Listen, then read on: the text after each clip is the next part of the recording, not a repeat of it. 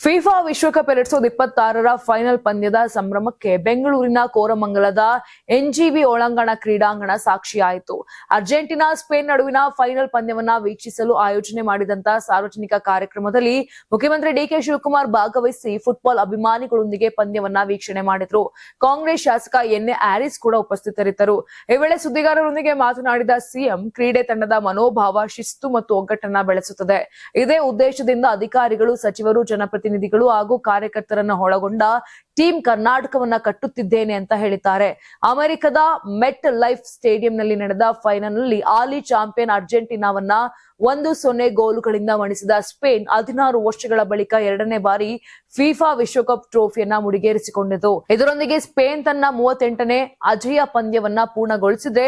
Lionel Messi 39 ವರ್ಷ ವಯಸ್ಸಿನಲ್ಲಿ FIFA ವಿಶ್ವಕಪ್ ಫೈನಲ್ ಆಡಿದ ಅತ್ಯಂತ ಹಿರಿಯ ಔಟ್ ಫೀಲ್ಡ್ ಆಟಗಾರ ಎಂಬ ದಾಖಲೆಯನ್ನ ಕೂಡ ಬರೆದಿದ್ದಾರೆ. ವಿಶ್ವ ಫುಟ್ಬಾಲ್ ಸಂಭ್ರಮದ ನಡುವೆ ಬೆಂಗಳೂರಿನಲ್ಲೂ ಅಭಿಮಾನಿಗಳ ಉತ್ಸಾಹ ಕಳೆಗಟ್ಟಿತ್ತು.